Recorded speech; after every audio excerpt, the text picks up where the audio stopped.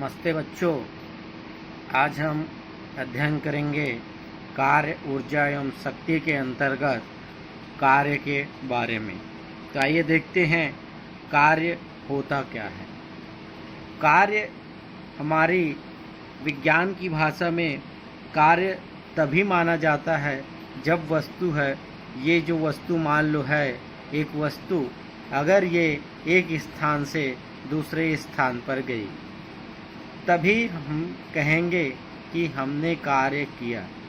अर्थात अगर कोई वस्तु यहाँ स्थित है और हमने इस पर बल लगाया, बल लगाने से उस वस्तु के स्थान में परिवर्तन नहीं हुआ तो हम विज्ञान की भाषा में कहा जाता है हमने कोई कार्य नहीं किया। अर्थात कार्य तभी माना जाता है जब वस्तु में क्या हो, विस्थापन। अर्थात जब तक वस्तु में विस्थापन नहीं होगा तब तक कार्य, विज्ञान की भाषा में कार्य जो होता है वह शून्य होता है। अर्थात किसी वस्तु पर बल लगाने पर उसमें यदि विस्थापन हो तो उसको कहा जाता है कार्य। अर्थात किसी बल द्वारा किया गया कार्य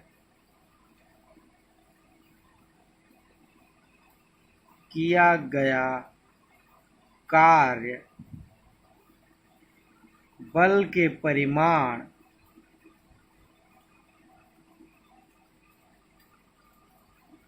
और बल की दिशा में वस्तु के विस्थापन के गुणनफल के बराबर होता है। अर्थात किसी बल द्वारा किया गया कार्य बल के परिमाण और बल की दिशा में वस्तु के विस्थापन के गुणनफल के बराबर होता है। तो कार्य बराबर बल गुणित बल की दिशा में विस्थापन। यदि किसी वस्तु पर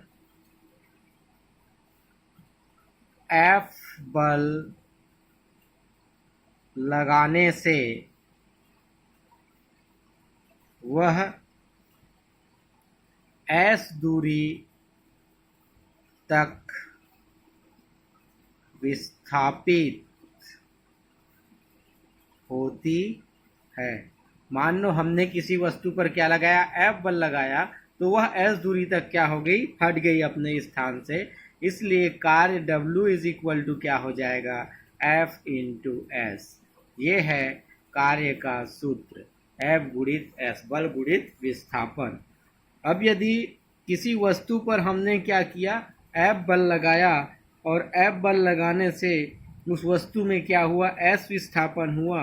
यदि बल जो है X अक्ष के साथ क्या करे, थीटा कोण बनाए, ये है X अक्ष,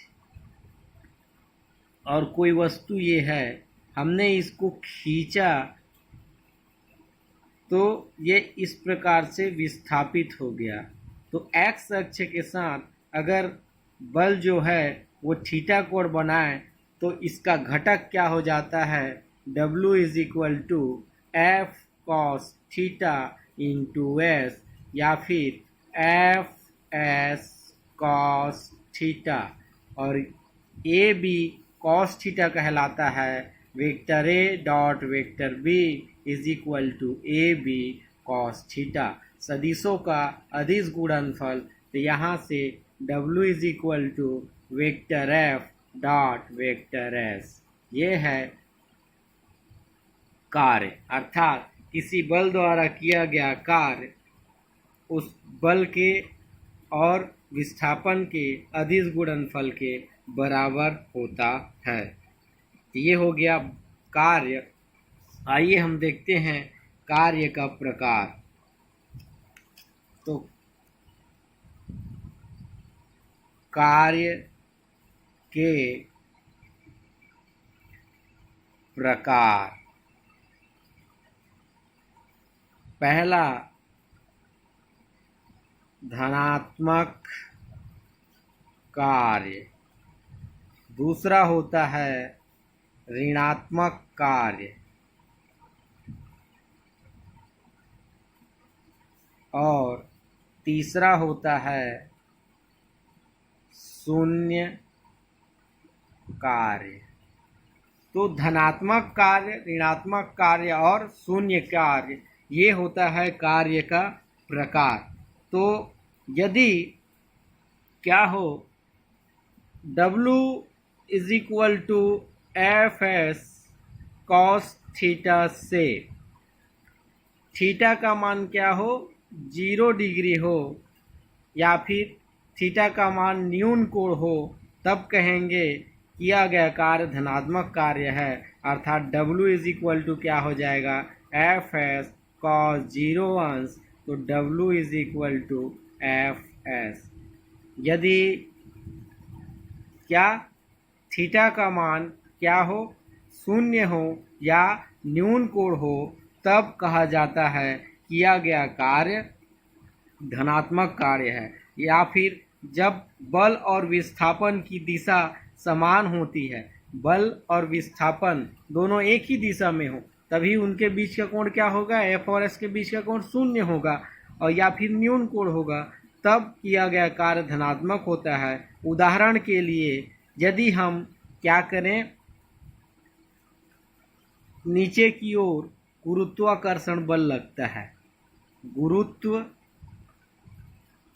बल, और कुएं में बाल्टी को हम डालते हैं, तो बल किधर लगा रहे हैं, बल नीचे की ओर ही लगा रहे हैं। तो बल और गुरुत्वाकर्षण बल नीचे की दिशा में कार्य करता है, इसलिए क्या कहा जाता है गुरुत्वाकर्षण बल और बल हमारे द्वारा किया गया कार्य क्या होता है धनात्मक कार्य होता है।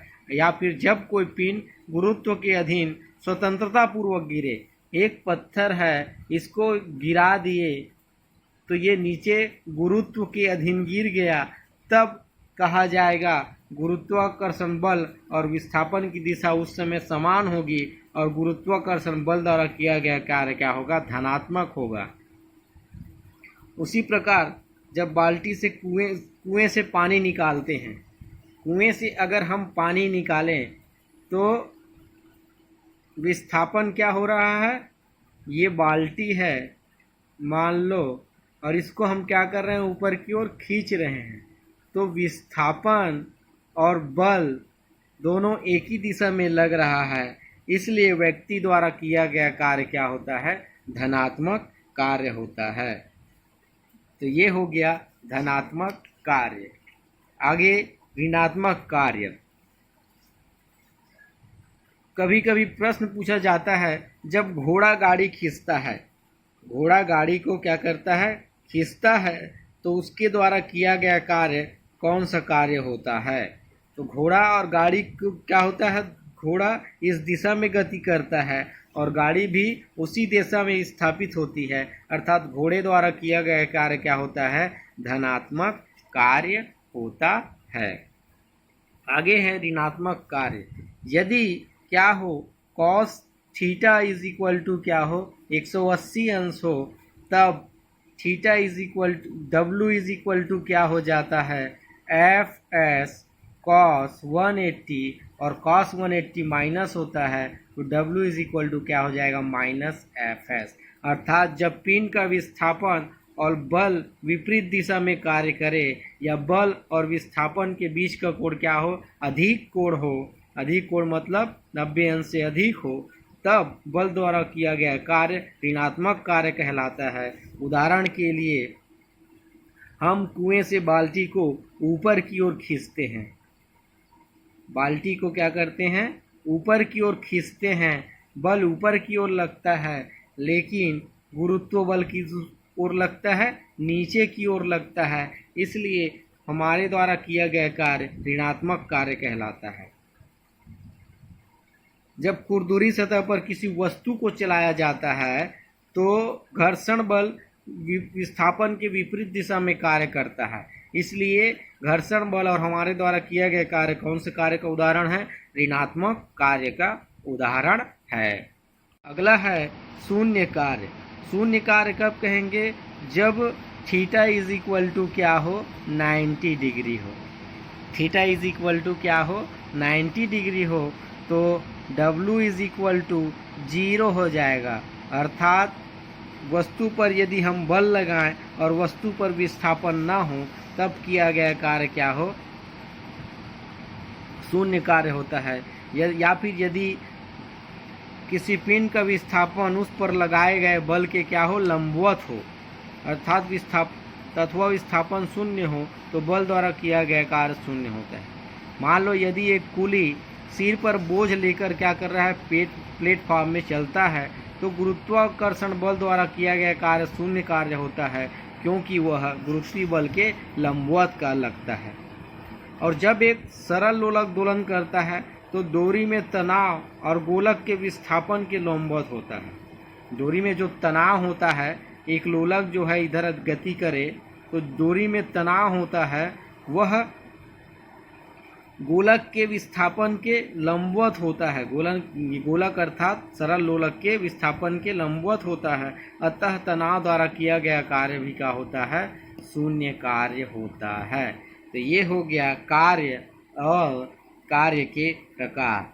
आइए देखते हैं कार्य का मात्रक।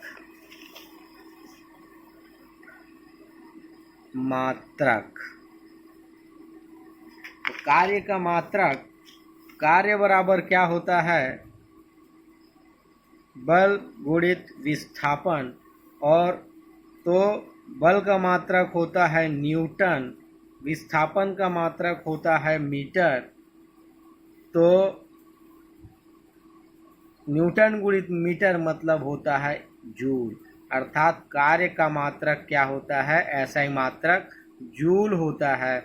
और यदि एक जूल को परिभाषित करें, ताकि पूछा गया एक जूल किसे कहते हैं, तो एक न्यूटन गुणित 1 मीटर।